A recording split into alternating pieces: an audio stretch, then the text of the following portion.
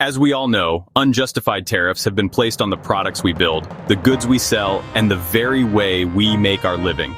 This is not just an attack on businesses. It is a direct assault on Canadian families, workers, and communities. And we cannot allow this to stand. We will not let it succeed. Ontario, often recognized as Canada's primary energy hub, has recently imposed a 25% fee on electricity exports, roughly equal to $7 US per megawatt hour. This move is far more than a routine trade measure. It is the opening step in a conflict that has the potential to spark a widespread energy crisis across North America. Premier Doug Ford has declared that Ontario is prepared to completely cut electricity exports to the United States if trade disputes escalate further.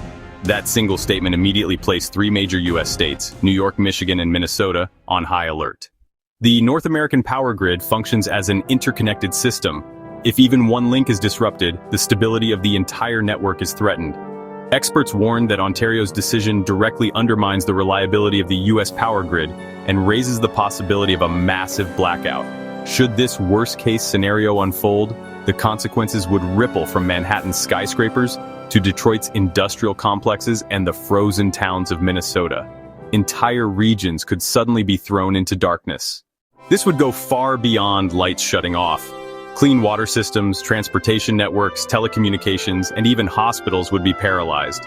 What was once considered a technical or logistical issue has now become a political weapon, one capable of shaking a trillion-dollar economy and placing millions of lives at risk.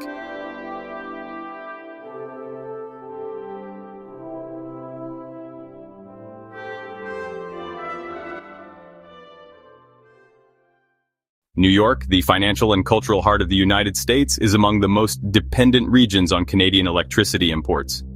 Every day, transmission lines deliver nearly 2,500 megawatts of power from Ontario, supplemented by additional flows from Hydro-Quebec. This isn't just a number on a report, it's the energy that keeps millions of homes lit, skyscrapers operational, and subways running nonstop. The challenge is that New York has no immediate way to replace this power. Its grid, managed by the New York Independent System Operator, already operates near maximum capacity during peak summer and winter demand. Losing even part of Ontario's supply risks throwing the entire system off balance, creating the potential for a cascading collapse. Internal reports have made the danger clear. A disruption of Canadian electricity imports would directly threaten the safety of the state's power grid. During a scorching July heat wave when air conditioners are blasting, or in the dead of winter when heating runs non-stop, even a small disruption could trigger a blackout stretching from Buffalo to Long Island. And because New York sits at the center of numerous interstate power lines, any failure there could quickly cascade across the Northeast, affecting New Jersey, Connecticut, Massachusetts, and beyond. State officials and energy experts are scrambling for short-term fixes, boosting output at natural gas plants, importing from Western states, or even considering the restart of shuttered coal plants. Yet none of these stopgap solutions match the scale, affordability, or reliability of Canadian hydroelectricity. At this moment, the everyday lives of 19 million New Yorkers could be disrupted by a single political decision made just across the border. That is why New York officials are pressing Washington for urgent action to secure the state's energy stability. Michigan, the industrial backbone of America, also relies on Ontario in critical ways. Transmission lines that cross the Detroit and St. Clair rivers supply electricity that stabilizes Michigan's grid. While most of the state's energy needs are met domestically, Canadian imports play a vital role in moderating prices and maintaining reserve capacity. If Ontario fully enforces its tariff or halts exports, Michigan would not immediately fall into blackout. But the shock would be felt instantly in the form of soaring wholesale electricity prices and increased strain on the grid. Utilities would be forced to buy more expensive power from less efficient sources, pushing production costs up for manufacturers.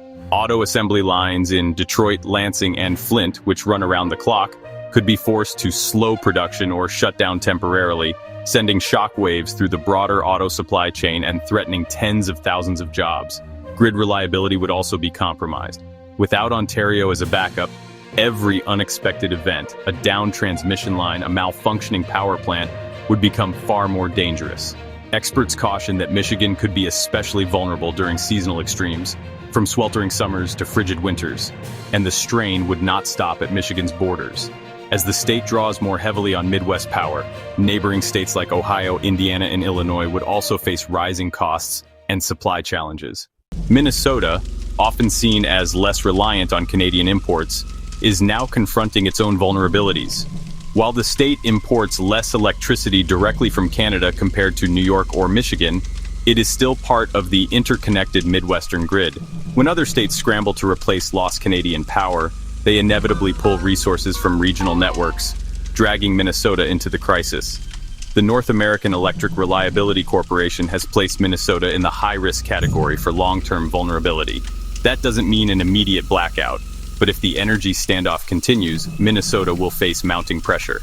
Its famously harsh winters, with temperatures dropping below -20 degrees Celsius, make the state uniquely dependent on reliable power for both comfort and survival. Even short-term blackouts in such conditions could endanger thousands.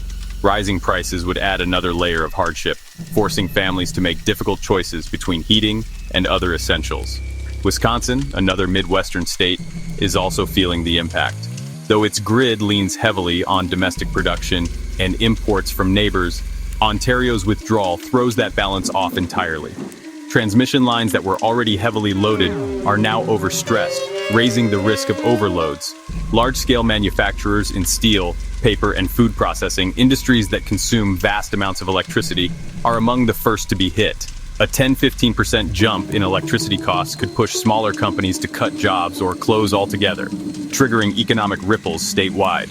Wisconsin's official risk rating is medium, but experts argue this underestimates the fragility of its grid. A single failure on transmission lines from Minnesota, Iowa, or Illinois could plunge Wisconsin into rolling blackouts, especially during peak winter heating demand. North Dakota, traditionally a powerhouse of American energy production, is now caught in the fallout as well. The state produces significant amounts of coal, oil, gas, and wind energy, but its role in the Mid-Continent Independent System Operator grid means it still depends on regional balance. Ontario's retreat disrupts that balance, creating congestion in transmission systems and driving up spot market electricity prices. Even with local surpluses, North Dakota's transmission infrastructure cannot quickly compensate for the loss of Canadian imports. Coal and gas plants are being pushed to run harder, despite federal environmental pressures raising risks of mechanical failure. Analysts warn that if Canadian supply remains restricted for more than 6 months, North Dakota may be forced to ration power to critical infrastructure like hospitals, military bases, and data centers. Residential neighborhoods and small businesses could face rolling blackouts. And because North Dakota is a key supplier to Minnesota, South Dakota, and Wisconsin, any failure there would have regional consequences. The situation has escalated so quickly that entire cities and towns across the Midwest are bracing for disruption. In less than a single day, Ontario's decision reshaped the energy landscape of the United States. Transmission lines, once seen as dependable lifelines, are now points of vulnerability. Electricity prices climb by the hour, factories measure production against the risk of outages, and ordinary families worry about living without heat or light.